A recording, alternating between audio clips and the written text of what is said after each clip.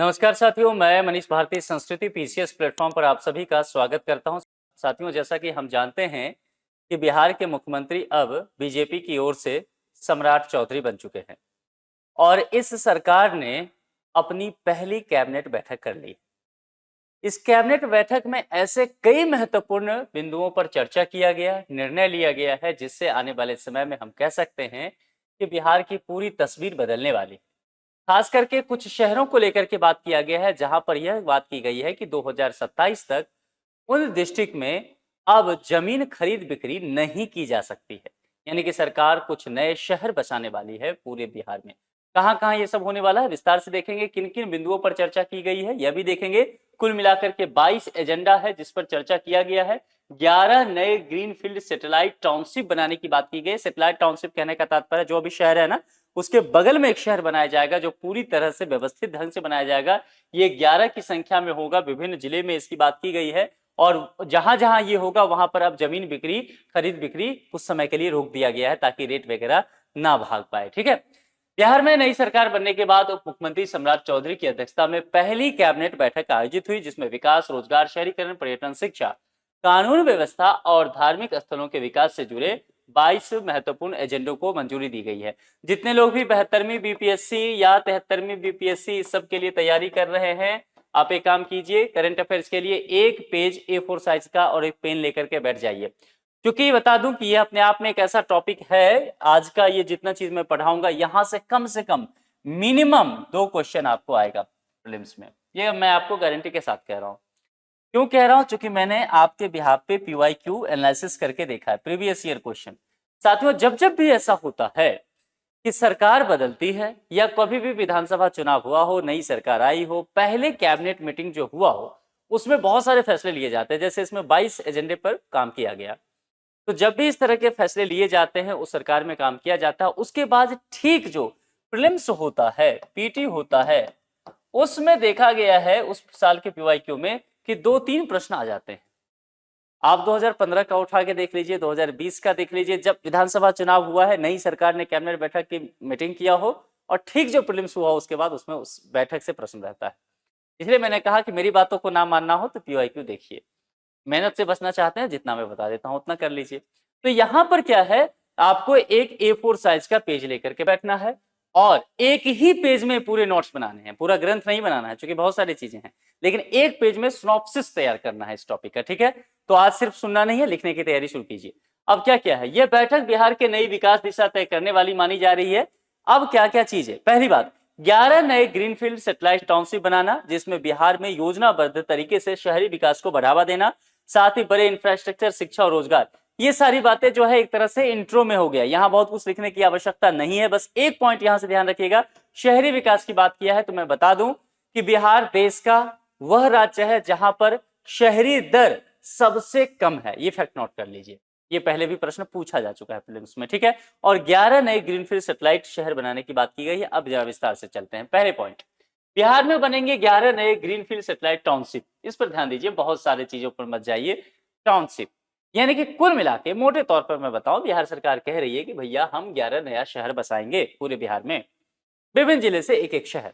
जो मुख्य सिटी है, मान लेते हैं जैसे दरभंगा है तो दरभंगा के बगल की बात की गई है। गया तो उसके बगल की बात की गई है, गया जी अब नाम हो गया है। तो ऐसे ही ये चर्चा किया गया है। तो 11 नए ग्रीनफील्ड सैटेलाइट टाउनशिप बनाने की बात की गई है। आपको बहुत नाम नहीं पूछा जाएगा, बस इतना ध्यान रखिए। उद्देश्य क्या है? बड़े शहर पर जो दबाव बढ़ रहा है उसको कम करना, योजनाबद्ध तरीके से शहरीकरण करना, रोजगार के नए अवसर भी होंगे और आधुनिक आवास और बेहतर इंफ्रास्ट्रक्चर, ये सबसे महत्वपूर्ण है। ठीक है, क्योंकि सिस्टमैटिक वे से, जैसे नोएडा के विषय में आप जानते हैं, ग्रेटर नोएडा जानते हैं, ये कैसा शहर है? ये ऐसा ही सिस्टमैटिक वे में तैयार किया है। बगल को दिल्ली में आप आ जाओ, दिल्ली में सब कुछ अव्यवस्थित आपको नजर आएगा, कॉलोनी में जाओगे, लेकिन नोएडा, ग्रेटर नोएडा जाओगे सब कुछ व्यवस्थित नजर आएगा, क्योंकि सही से तैयार किया गया है। वैसा ही कुछ करना चाह रही है बिहार सरकार। विशेष बात क्या होगा, इन क्षेत्रों में अभी के लिए जमीन खरीद बिक्री बंद। 11 शहर हैं, ठीक है, इन सभी जगह पर अब जमीन खरीद बिक्री 2027 के लिए बंद कर दिया गया। हस्तांतरण नहीं होगा, आप अपना जमीन किसी और को नहीं दे सकते। निर्माण कार्य उस एरिया में बंद, भूमि विकास के काम, ये सारे इन क्षेत्रों में अभी के लिए सब चीजों पर क्या कर दिया गया है? रोक लगा दिया गया है। ठीक है, कुछ समय के लिए, ताकि पहले क्या हो जाए, मास्टर प्लान तैयार हो जाए। यह रोक कई क्षेत्रों में 2027 तक लागू रहेगी। प्रारंभिक क्षेत्र लगभग 800 से 1200 एकड़ का होगा, जिसे आगे और विस्तारित किया जाएगा। ये रोक ही इसलिए लगाया गया है कि सरकार चाह रही है कि कुछ समय में जल्द हम एक मास्टर प्लान तैयार करें और मास्टर प्लान तैयार करके फिर इसको खोल दिया जाए ताकि लोग अपनी जमीन खरीद बिक्री कर सकते हैं। तो कुछ समय ध्यान रखना है, जमीन अगर खरीदने जा रहे हैं, बेचने जा रहे हैं, बिहार के कहीं से भी हैं, तो जरा संभल करके पता कर लीजिएगा वहां के रजिस्ट्री ऑफिस में कि क्या ये काम हो पा रहा है या कि नहीं। ठीक है। अब दूसरे पर 75 ITI संस्थानों का आधुनिकीकरण। मैंने नाम नहीं बताया इसीलिए 11 शहरों का, क्योंकि आपको अभी उसकी आवश्यकता नहीं, वो थोड़ा और उस पर न्यूज आने दीजिए। सरकार का मास्टर प्लान आएगा तो आएगा। हालांकि कुछ शहर के नाम आने लगे, जैसे दरभंगा में शायद मुझे लगता है मिथिला के क्षेत्र से या मिथिला करके बने, ऐसे गया जी से मगध वाला एरिया है, पूर्णिया से पूर्णिया है। तो इस तरह से व्यवस्था किया गया। पटना से पाटलिपुत्र ऐसे किया गया, शायद अलग ये बनेगा, लेकिन ये अभी बहुत कंफर्म नहीं है। थोड़ा सा मास्टर प्लान आने दीजिए। ठीक है। चलिए, अब यहाँ 75 ITI प्रधानमंत्री सेतु PM सेतु योजना के तहत इस योजना को तैयार कर रही है। ठीक है, एक पॉइंट बनाइए।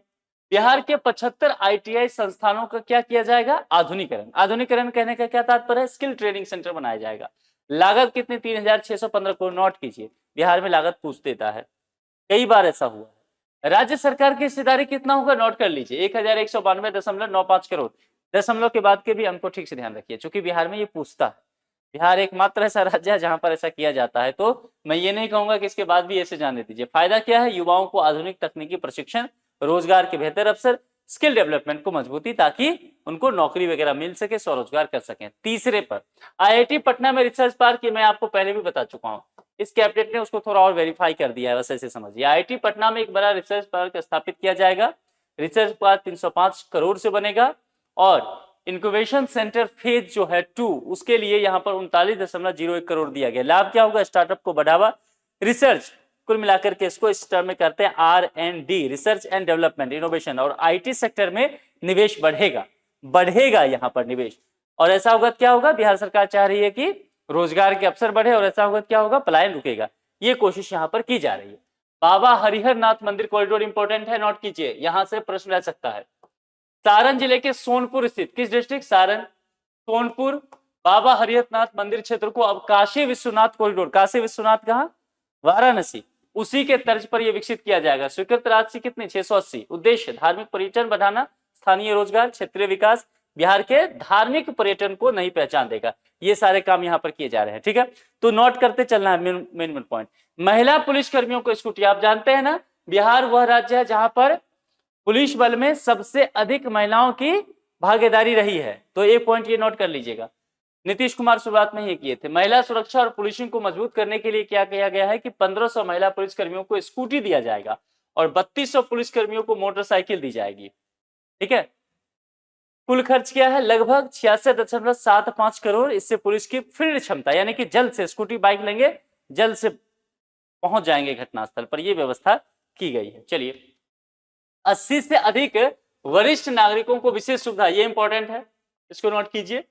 नई बिहार निबंधन नियमावली 2026, इसमें कुछ बातें की गई है कि 80 वर्ष से अधिक के बुजुर्ग हैं, आयु के लोग, वरिष्ठ नागरिक, तो उनको मोबाइल यूनिट के माध्यम से घर पर रजिस्ट्री जैसी सुविधा दी जाएगी। उनको सरकारी दफ्तर के चक्कर अब नहीं काटने पड़ेंगे, अगर उनके नाम पर यह रजिस्ट्री हो रहा है तो ध्यान रखना है। नेशनल फॉरेंसिक साइंसेज यूनिवर्सिटी के लिए भूमि अधिग्रहण, बिहार ये बहुत बेहतर काम कर रहा है, इंपॉर्टेंट है, नोट कीजिए इसको। कहां होगा? पुनपुन में। क्या होगा? कहां होगा? ठीक है, ये बस इतना ध्यान रखना है। सेंट्रल फॉरेंसिक साइंस लैबोरेटरी के लिए भूमि अधिग्रहण को मंजूरी मिला है। स्वीकृत राशि कितना है? 287.16 करोड़। आगे बढ़ जाए, मेन पॉइंट पर मैं चर्चा बस कर लेता हूं, क्योंकि बहुत सारी चीजें हैं, प्रश्न बनेंगे और प्रश्न एकदम फैक्चुअल बनेगा। देखिए, निफ्ट के लिए जमीन, तो बहुत खुशखबरी है बिहार वालों के लिए, बिहार को निफ्ट मिलने जा रहा है। इसका मतलब ये है IIT बिहार के पास है, NIT बिहार के पास है, एम्स बिहार के पास है, और दो एम्स है। बिहार एक ऐसा राज्य है जहां पर 2 एम्स है। ठीक है, एक तो पटना और दूसरा कहां? दरभंगा में शिलान्यास हो चुका है, काम चल रहा है, 2-3 साल में शायद तैयार हो जाए। और बिहार में IIM भी है। कहां पर है? गया में, मतलब गया जी डिस्ट्रिक्ट, शायद बोध गया में पड़ता है, तो ये आप लोग कंफर्म कर लीजिएगा। तो कुल मिलाकर के एक नेशनल इंस्टीट्यूट और बिहार को मिल रहा है। ये कहां पर होगा? बरौनी में। बरौनी कहां पड़ता है? नोट कीजिए, बेगूसराय डिस्ट्रिक्ट। ठीक है, गंगा किनारे। चलिए, बरौनी में, अच्छा बरौनी में रिफाइनरी भी है, इसको ऐसे भी पढ़ लेना, तुरंत लिख लीजिए, बरौनी में रिफाइनरी है। तेल शोधक कारखाना। National Institute of Fashion and Technology NIFT की स्थापना, 20 एकड़ जमीन जो है उद्योग विभाग को हस्तांतरित कर भी दिया गया है।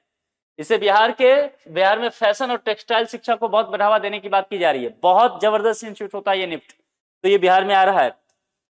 ठीक है, तैयार रहिए, बिहार के लिए एक बहुत अच्छी बात है। दूसरी सबसे इंपॉर्टेंट बात, एयरपोर्ट्स ऑथोरिटी ऑफ इंडिया को भूमि दिया है बिहार सरकार ने।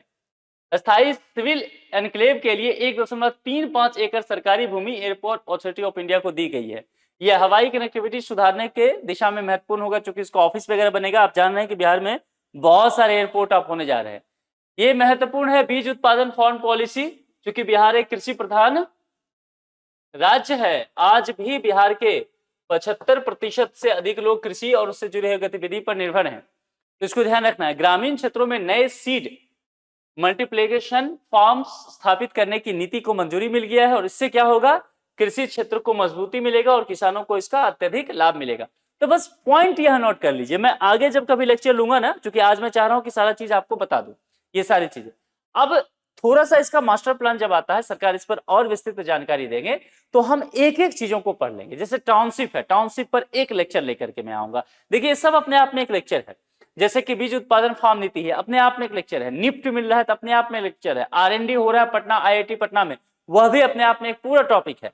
तो हम विस्तार से चर्चा करेंगे। मैंने क्या कहा था कि आज आपको A4 साइज पर एक चीजें एक जगह में दे दूंगा कि क्या क्या कैबिनेट में हुआ है, ताकि यहां से प्रश्न आए तो ये गलती से आपसे ना छूटे। चलिए कंक्लूजन के तौर पर, पहली कैबिनेट बैठक यहां पर हुआ है, तो संकेत सरकार ने दिया है कि हम योजनाबद्ध शहरीकरण करेंगे, तो ये नोट कर लिया आपने। रोजगार सृजन इसी से जुड़ा हुआ, महिला सुरक्षा, पुलिस स्कूटी दिया गया है ना पुलिस कर्मियों को, धार्मिक पर्यटन हरिहरनाथ ध्यान रखना है, तकनीकी शिक्षा तो बहुत सारे IIT वाला, निफ्ट वाला, ये सब एंगल, और आधुनिक इंफ्रास्ट्रक्चर वो 11 शहर टाउनशिप, ये सारी चीजें की गई है ना। 11 green field satellite township Bihar में शहरी भविष्य को बदलने की बात की जा रही है।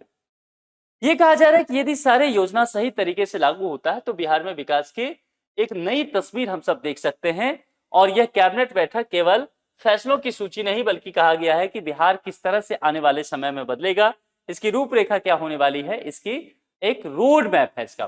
देखिए संस्कृति आयोज के द्वारा आपको यहाँ पर ऑफर दिया जा रहा है सिविल सर्विसेज डे के शुभ अवसर पर। ऑफर की वैधता 23 अप्रैल 2026 तक रहने वाली है। PCS विभिन्न जो PCS फाउंडेशन कोर्स है उस पर, फाउंडेशन कोर्स कहने का तात्पर्य प्रीलिम्स मेंस दोनों रहेगा।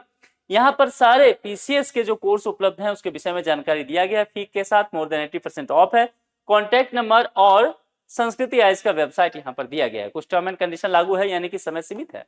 आपको जल्द से जल्द ऑफर का लाभ उठाना पड़ेगा, तो आप ऑफर का लाभ उठाइए। अभी बहुत सारे आने वाले समय में जो PCS है उसका प्रीलिम्स आने वाला है, एग्जामिनेशन होने वाले हैं, तो ऑफर का लाभ उठा करके इसको जल्द से जल्द आप जुड़िए और अपने मंजिल की तरफ एक कदम बढ़ा दीजिए।